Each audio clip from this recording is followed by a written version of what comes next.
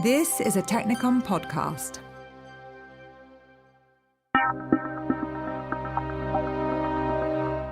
What happens at the intersection of ethics and technology?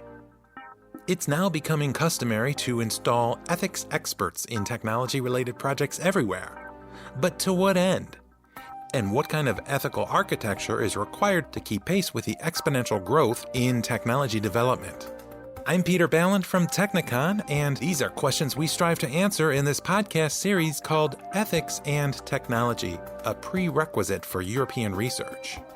Each episode, we look at the role of ethics in different technology-related sectors such as cybersecurity, medical technology, and software and hardware engineering, and many more. Today, we look at infrastructure and smart mobility. Our guest, Hans Graux, is an attorney in Brussels working on the MGov4EU project on behalf of project partner Timelex. Timelex is a niche law firm specializing in the legal aspects of information technology, which, of course, includes ethics. Welcome, Hans, and thank you for coming on today. Thank you for inviting me. When we talk about ethics, most discussions quickly go to privacy protection and data protection, but this is just one piece of the pie. There's so much more to ethics. Can you edify these perceptions by citing the role that ethics plays in the MGov4EU project? Absolutely. And well, it's a very welcome question because indeed there's a tendency in European research projects to narrow ethics challenges down to data protection, privacy protection, and basically the questions on which kind of information about citizens gets collected and what it's used for. But ethics is a lot broader as a working topic. Basically, it comprises all kinds of potential breaches, potential risks, potential infringements of fundamental rights. And I think MGov4EU is an interesting project to demonstrate that. The core idea behind MGov4EU is basically the whole notion of data sovereignty, of giving people control over their personal data. And obviously, privacy and data protection is a big part of that. We want to make sure that data still gets dealt with safely and securely. But there's a broader component to that, which isn't purely about data protection and privacy protection. It's also basically about the questions, for instance, of empowerment, of non-discrimination, of making sure that you're building an information society that it's accessible pretty much across the board to all of our European citizenship. Look simply at the question, for instance, of digital divide. That's not a data protection issue. That's not a privacy issue.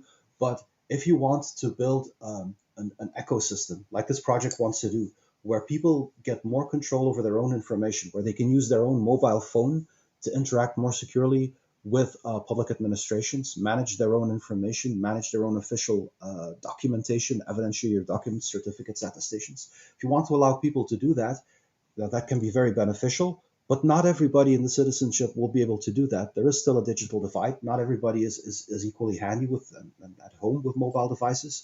So you do need to make sure that your project is designed in a way that takes that into consideration, and that you still keep avenues open for people who aren't really all that comfortable interacting with digital technologies and with mobile devices. So that's a good example of an ethics challenge that MGov4EU needs to deal with, and where we need to provide guidance that actually isn't related to data protection or privacy protection at all, but that does have a very big ethics component. Since you broke this wide open, I have to follow up with a question. Do we need a continuous approach to make sure that ethics ideas are being adhered to? Or are regular monitoring efforts and general rules sufficient?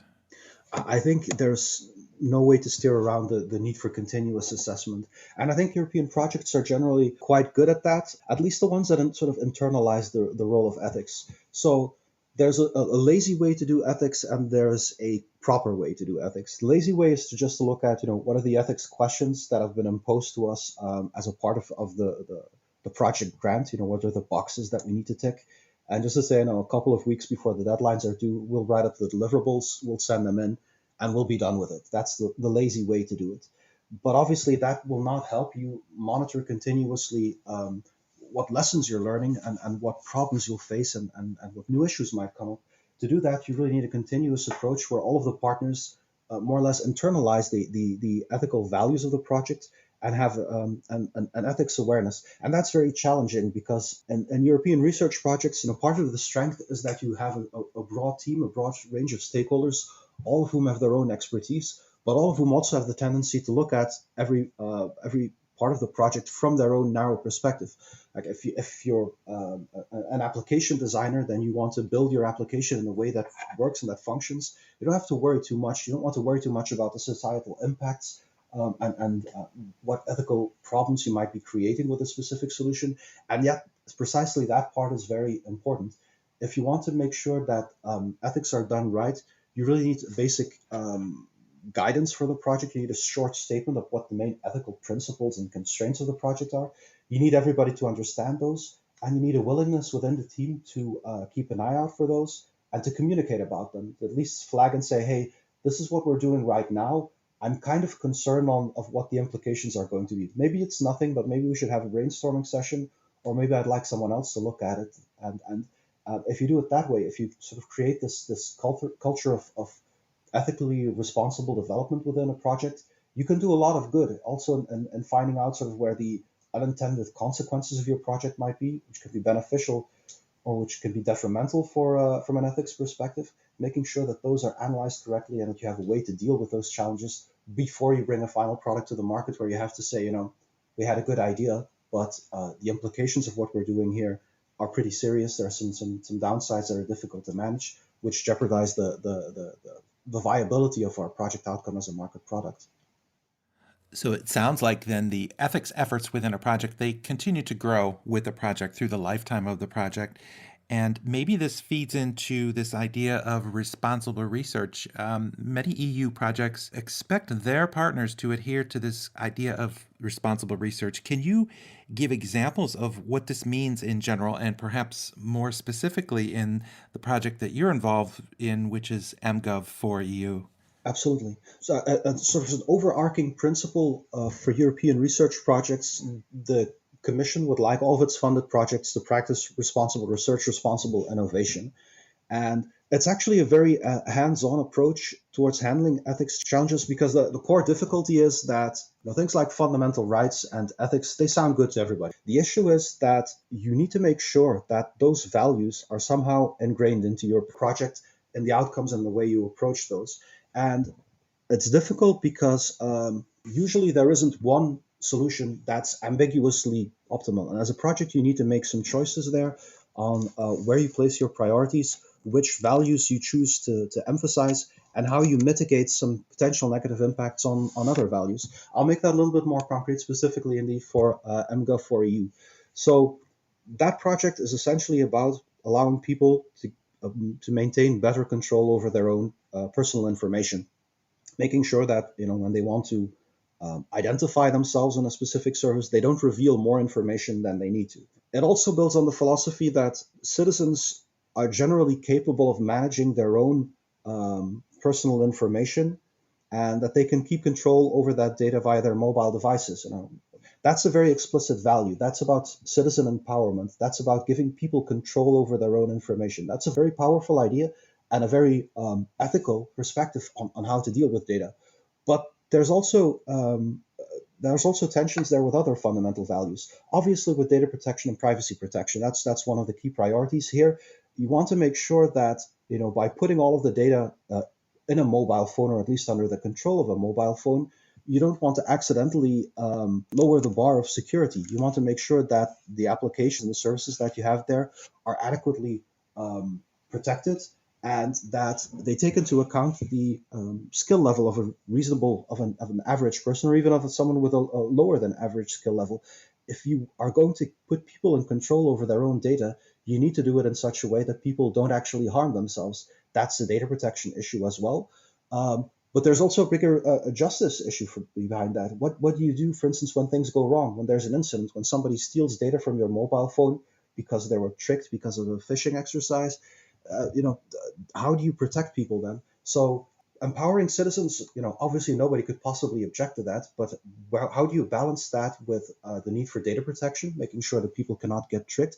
And how do you provide people with adequate protections if something goes wrong? What is the degree of control you exercise over that whole framework and over where data can flow. So that's a good example of where the application of an ethical framework and making explicit what kind of values you have will help scope the approach to the work and the design of the architecture around that. So yeah, I think that those are great examples, and it kind of makes me wonder now, what happens when you have two different perceptions of what ethics really means? A prime example is the cultural differences, which may alter perceptions about ethics. Absolutely. At the beginning of a project, there should be a discussion about what kind of values you endorse within a specific project, what kind of outcomes you want to get, and what kind of fundamental rights you want to strengthen. And that is the point where you can have an open discussion and say, okay, well, how important is, for instance, individual governance? How important is governmental supervision for us? And what are the kind of lessons that we draw out of that in terms of architectural requirements?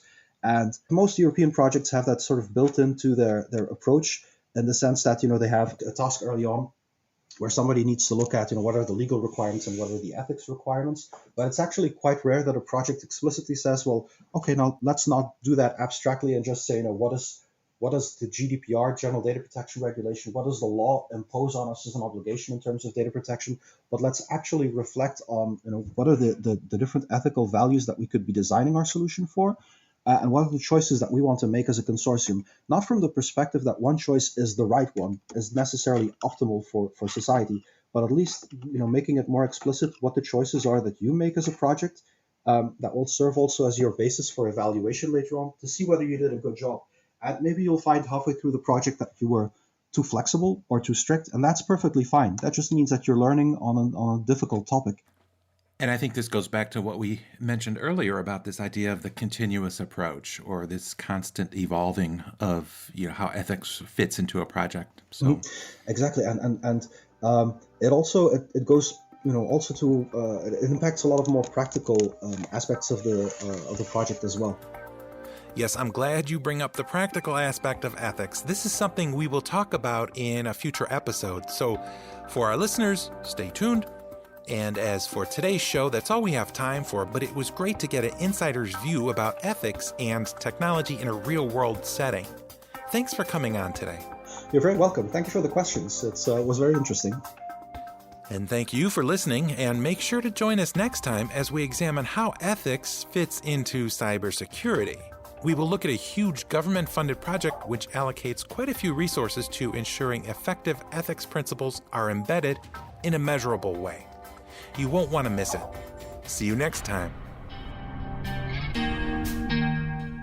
The mGov4EU project has received funding from the European Union's Horizon 2020 Research and Innovation Program under Grant Agreement number 959072.